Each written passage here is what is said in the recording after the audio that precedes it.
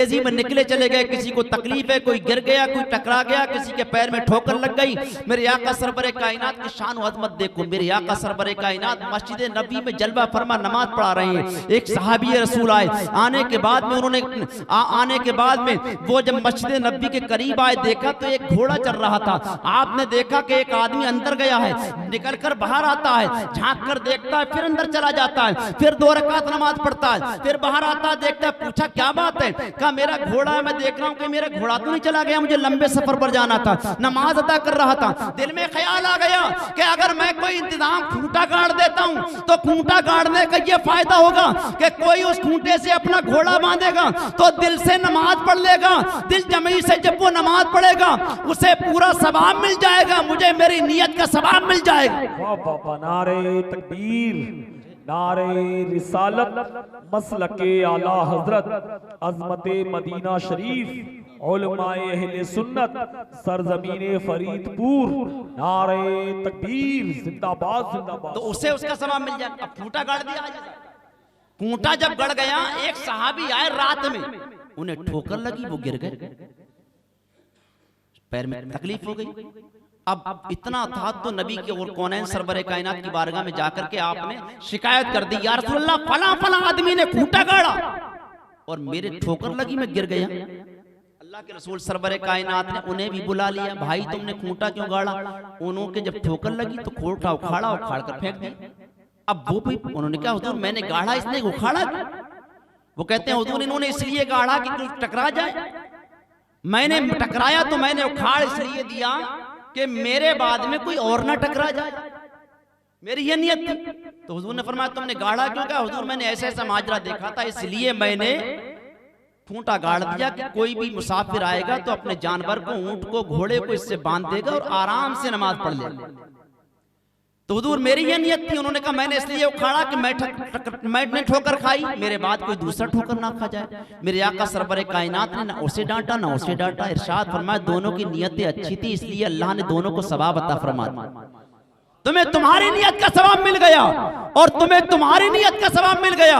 तो मेरे अजीजों, जब नेकियों का कोई सबक दिया जाए तो कोशिश ये करो कि और ज्यादा कर होना चाहिए, नहीं और ज्यादा करें, लेकिन आज नहीं करता इंसान, और ज्यादा। सहाबा थे, जब कहा हुजूर ने कि एक मर्तबा देख ले तो एक हज का सवाब है, साहबी रसूल खड़े हो गए, अर्ज करने लगे या रसूल अल्लाह व इन्ना दरा कुल्ला यौमिन मिअता मर्रा, हुजूर अगर कोई दिन में एक मर्तबा के बजाय 100 मर्तबा देख ले तो?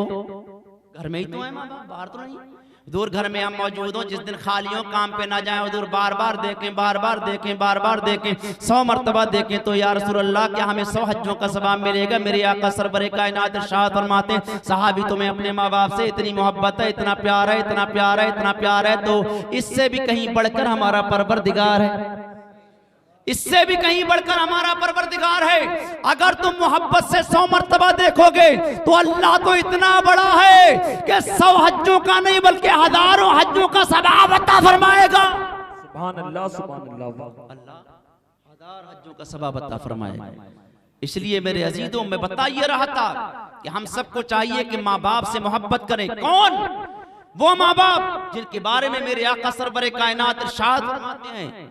हजरत अबू हुरैरा रिवायत करते हैं, एक सहाबी रसूल आए, आने के बाद में बारगाह मुस्तफा में अर्ज करते हैं या रसूल अल्लाह मैं आपकी बारगाह मुकद्दसा में आया हूं एक सवाल पूछने के लिए। सरकार इरशाद फरमाते हैं क्या मामला है? अन अबी हुरैरा तकाला जा नबी जा रजुलन इंदा रसूलिल्लाह सल्लल्लाहु अलैहि वसल्लम फकाला मन अहक्कु नासी बिहुस्नि सहाबती क़ाला नबी सल्लल्लाहु अलैहि वसल्लम उम्मुक क़ाला सुम्मा मन क़ाला उम्मुक क़ाला सुम्मा मन क़ाला उम्मुक क़ाला सुम्मा मन क़ाला अबूक।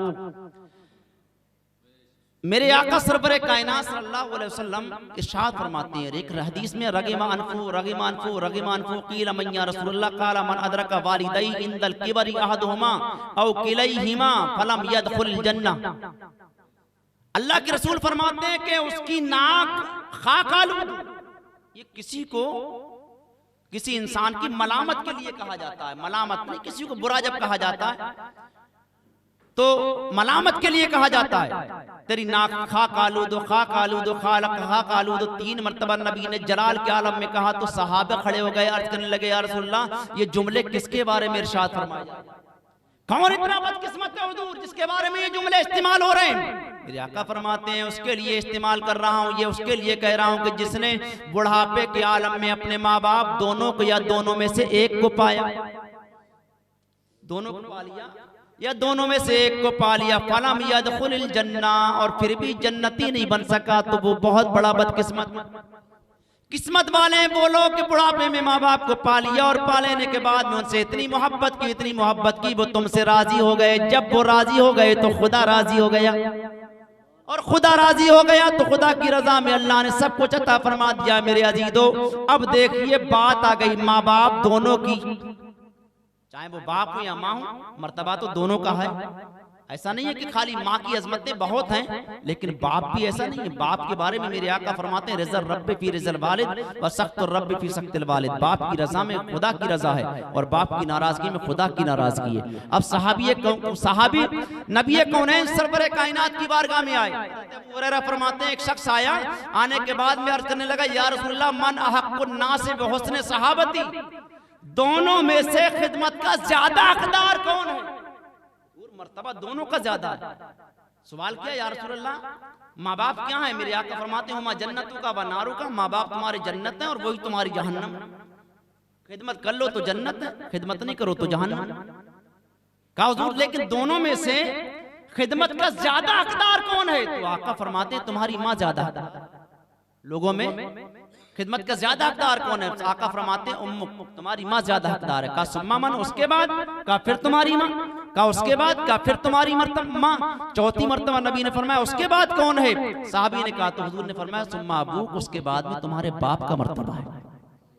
3 दर्जे ज्यादा अल्लाह के हबीब ने माँ का मर्तबा रखा, चौथे दर्जे पर बाप का मर्तबा रखा, इसलिए कि माँ माँ होती है, बाप बाप होता है। बाप की रजा में जहां खुदा की रजा मौजूद है तो अल्लाह ने माँ के कदमों के नीचे जन्नत रख दी है। सुभान अल्लाह, सुभान अल्लाह। क्यों? इसलिए कि माँ वो होती है जो शिकम के अंदर अपने 9 माह अपने बच्चों को परवरिश करके जब जन्म देती है तो उस तकलीफ को इंसान अपनी फिक्र के इहाते में नहीं ला सकता कि वो तकलीफ क्या होती है। एक सहाबी नबी की बारगाह में आया, क्या हुजूर मैंने 7 मर्तबा अपनी माँ को कांधे पे बिठा के पैदल हज करा दिया है, तो या रसूलल्लाह क्या मैंने माँ का हक अदा कर दिया? मैंने माँ का हक अदा कर दिया? मेरे आका इरशाद फरमाते हैं कैसी बात करते कि माँ का हक अदा कर दिया? फरमाया जब तुम पैदा हुए थे उस पैदाइश के वक्त में जो दर्द का पहला झटका माँ को लगा था, फरमाया अभी तो उसका भी हक अदा नहीं हुआ, अभी तो उसका भी हक अदा नहीं हुआ। तुम कहते हो कि माँ का हक अदा कर दिया? माँ की अजमतों को समझो। कुरान में रब फरमाता ला तकुल लहुमा उफ़्फ़िन वला तनहरहुमा, उन्हें ना झड़को ना उफ कहो। और आजकल बाप को देखो तो औलाद आंखें दिखाती, माँ कुछ कह दे तो डांट डपट करके माँ को खामोश कर दिया जाता, माँ का दिल दुखाया जाता, माँ को तकलीफ दी जाती है, बाप को परेशान किया जाता। बुढ़ापे के आलम में जब वो पहुंच जाते हैं तो वो आलम करती हैं औलादें जैसे खुद बाप बन गए हों और वो उनकी औलादें बन गई हों। बल्कि मेरे परवरदिगार जल्ला मजदहू हमें राह हिदायत अता फरमाता है। और कुरान में रब ने फरमाया ऐ लोगों जब तुम्हारे माँ बाप बुढ़ापे जाए तो तुम्हारा हाल ये होना चाहिए कि मेरी बारगाह में हाथों को उठा करके दुआ करने लगो। दुआ जब तकलीफ से कराए ना, बाप जब उठे, उठने के बाद जब हड्डियां चट चट की आवाज करें और बाप कहे घुटनों में बड़ा दर्द है, उस वक्त में तुम्हें क्या चाहिए? जब माँ बिस्तर से उठे, कमर में दर्द महसूस करे, तो उसके बाद में औलाद सुने तो उसे रब की बारगाह में हाथ उठा देना चाहिए और उठा करके कहे अल्लाहुम्मा रब्बिरहम्हुमा कमा रब्बा यानी सगीरा। कुरान में रब फरमाता ये कहो कि मौला तू इन पर आज वो रहम कर जो बचपन में इन्होंने हम पर रहम किया था। आज इन पर वो रहम कर जो बचपन में इन्होंने हम पर रहम किया था। औलाद को तो रब की बारगाह में ये कहना चाहिए मौला ये तकलीफ से परेशान है, मौला जब हम परेशान होते थे तो ये क्या करते थे?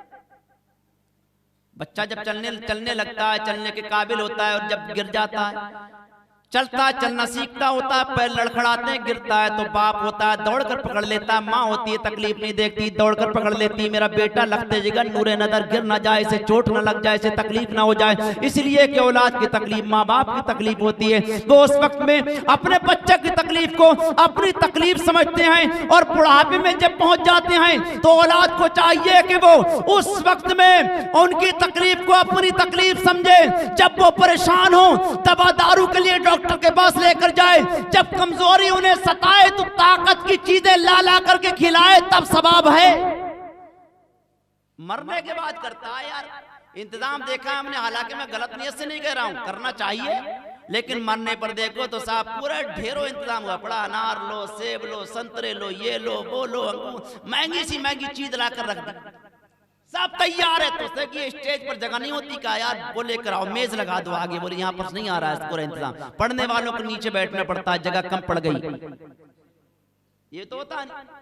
तो काश तुमने ये उससे पहले कर लिया होता तो मौत तो बरहक थी, लेकिन तवाना और ताकतवर होकर के तुम्हारे बाप या तुम्हारी माँ दुनिया से जाती और तुम्हें दुआ भी देती। अब होता ये कि औलाद बेटा है, बीबी अभी घर में आ गई है तो अब कोई चीज लेकर आता है तो छिपा करके बीबी को देता, चुपके से ले जाकर फ्रिज में रख दे, देख माँ ना देख ले। होना तो ये चाहिए था जब तू घर में लेकर के आता, ला करके सबसे पहले कोई चीज अपनी माँ के हाथ में देता और कहता अम्मी जान मेरी घरवाली तेरी बहू प्रेग्नेंट है, इस वक्त हमल से है, उसे जरूरत है फलों की, मैं इसलिए लाया हूं, माँ तू भी खा ले और बहू को भी खिला दे। तो जो माँ अपने हाथ से बहू को दे देती अल्लाह उसमें और बरकत अता फरमा देता। अरे करता नहीं करता। और उसके साथ साथ फायदा ये होता कि माँ जबान से अगरचे कुछ नहीं कहती लेकिन दिल से दुआ देती कि मेरा बेटा आज भी मुझे वैसे ही मानता है जैसे कल मानता था, आज भी वही प्यार करता है जो कल प्यार करता था। मेरे अजीजों, कमजोरी अगर बाप को सताए तो उस वक्त में ला करके उसे अच्छी से अच्छी चीजें मुहैया करो ताकि उसकी दिल से दुआएं निकले, वो दुआ देता रहेगा, तुम्हारी बरकतें और बढ़ती चली जाएंगी। और तुम माँ बाप के लिए हर वक्त दुआ करते रहो, दुआ करते रहो, दुआ करते रहो, यहाँ तक कि नमाज में भी परवरदिगार आलम ने हुक्म अता फरमाया है कि आप इस तरीके से अपने रब की बारगाह में दुआ कीजिए और दुआ करने के बाद अल्लाहुम्मा अग़फ़िर ली वालिदैया, और ये दुआ करने का हुक्म दिया है कि मौला तू मेरे माँ बाप को बख्श दे। ये नमाज में हर बंदा पढ़ता है, तो जब नमाज के अंदर अपने माँ बाप के लिए दुआ की जाती है तो उसी तरीके से घर में रहकर भी अपने माँ बाप के लिए दुआ करते रहो। जब तक दुआ करते रहोगे तब तक अल्लाह बरकतें अता फरमाता रहे। उलमा बैठे हुए हैं, दानिश्वर बैठे हुए हैं, अल्लाह के हबीब सरवरे कायनात इरशाद फरमाते हैं इदा तरकल अब्दु दुआ लिल वालिदैन इनक़ता अनहु रिज़्क़हु। अल्लाह के हबीब फरमाते हैं जब बंदा अपने माँ बाप के लिए दुआ करना छोड़ देता है तो अल्लाह उससे रोजी देना छोड़ देता है, उसके रिज़्क़ की बरकतों के दरवाजे बंद हो जाते हैं, फिर बरकत नहीं होती है। पेट तो भरने के लिए अल्लाह देता ही, उसने वादा किया है, लेकिन फिर बरकतें खत्म हो जाती हैं। फिर ये कहता है इंसान मेरे घर में बरकत नहीं हो रही है, मेरे घर में बरकत नहीं हो रही है। मैं यकीन के साथ कहता हूँ बरकत के तुम हजारों ताबीज का पूरा घर ताबीजों से भर दोगे, बरकत नहीं होगी अगर माँ बाप घर में परेशान। आखिरी पैगाम है, माँ बाप अगर घर में परेशान है बरकत नहीं हो सकती, कुछ भी कर लो, और माँ बाप अगर राजी हो गए तो कसम खुदा की बरकतें तुम्हारे घर पर खुद ब खुद आएंगी।